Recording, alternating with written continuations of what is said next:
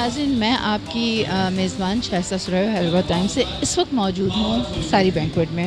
جی ناظرین، جیسا کہ آپ جانتے ہیں کہ محرم الحرام کا عقیدت بھرا مہینہ چل رہا ہے، اور اس مہینے میں حضرت امام حسین علیہ السلام کی قربانی کے حوالے سے جو انہوں نے اسلام کے لیے دی، تو اس قربانی کے حوالے سے بروز پاکستان نے ایک تقریب کا انعقاد کیا ہے۔ اس کے ساتھ ہی ساتھ بروز پاکستان نے وطن عزیز کے شہداء کو، اسپیشلی لسبیلا کی جو شہداء ہیں، ان کے لیے ایک دعائیہ تقریب کا بھی اہتمام کیا ہے۔ تو رہیے گا میرے ساتھ اس پروگرام میں۔ جو ایک برباد ہوں آباد رکھتا ہے مجھے، دیر تک اس میں محمد شاد رکھتا ہے مجھے۔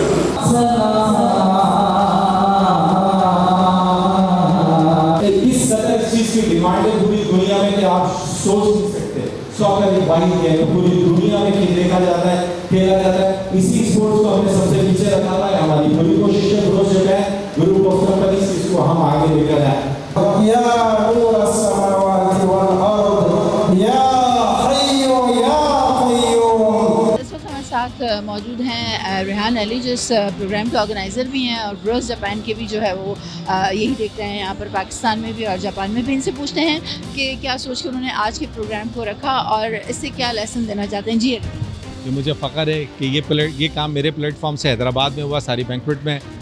اس کے لیے بس جو شہداؤں کے لیے دعا کروانی تھی، اس کا وی پراؤڈ آف دیم، اور یہ کام اس بس بہترین اللہ تعالیٰ نے آج بڑی عزت سے کرا دیا۔ اللہ تعالیٰ اسے قبول و مقبول فرمایا، اور محرم کا مہینہ تھا اور محرم کی دعا بھی کروانی تھی، تو انشاءاللہ تعالیٰ اس میں بھی ہو گیا۔ اور پاکستان کے لیے ایک اور 75 ڈائمنڈ جبلی ہے، اس کے لیے بہت کانگریچولیشن۔ پاکستان زندہ باد، پاک فوج زندہ باد۔ اس وقت ہمارے ساتھ موجود ہیں M P M Nadeem Siddiqui Sahib. ان سے پوچھتے ہیں آج کی اس دعائیہ محفل کے بارے میں، اور ان سے مزید یہ بھی معلوم کریں گے کہ اس طرح کی تقریبیں جو ہیں وہ ہونی چاہیے اور لوگوں کے لیے اس میں کیا سبق ہے۔ بسم اللہ الرحمن الرحیم۔ آج یہ بروز جاپان کی طرف سے ساری بینکویٹ میں ایک دعائیہ تقریب کا انعقاد کیا گیا تھا۔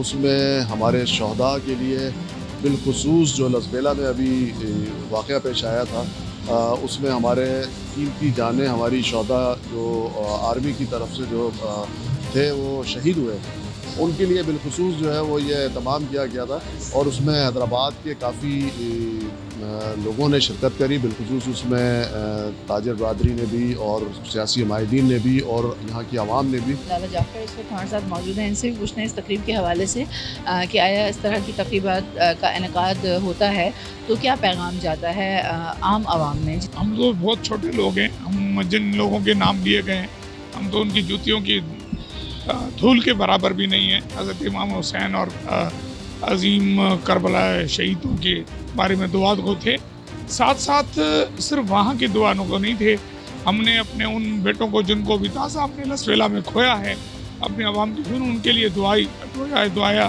تقریب رکھی تھی ریحان علی نے۔ یہ ہمارا حق بنتا ہے کہ جہاں پر بھی ہمارے وطن کے بیٹے، جہاں بھی ہمارے وطن کے سپور اگر شہید ہوتے ہیں یا وہ اس دنیا سے ہماری خدمت کرتے ہوئے گزر جاتے ہیں، تو ہم لوگ سب ان کے لیے جمع ہوں، ان کے لیے دعا کریں، اور ہم اپنے عوام کو بتائیں کہ یہ ہمارے بچے ہیں اور ہم ان کے بچے ہیں، اور یہ مل کر عظیم مملکت خدا داد پاکستان کی طاقت۔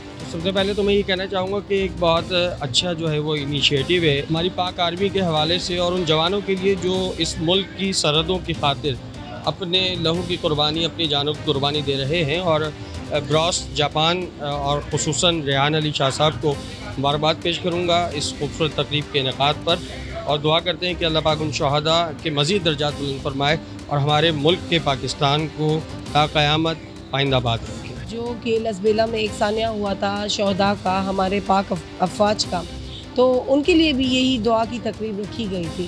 تو اس کے ساتھ ہی میں یہی دعا کروں گی کہ اپنے ملک کے لیے جو ہے اللہ پاک پاکستان میں جو ہے جو بھی مشکل حالات ہیں، جو بھی بد نظر ہے، مشکلوں کے جو ناپاک عزائم ہیں، اللہ پاک ان سے پاکستان کو محفوظ رکھے اور ہمارے ملک کو ایک پرسکون امن کا اور ایک پازیٹیو ملک بنا دے۔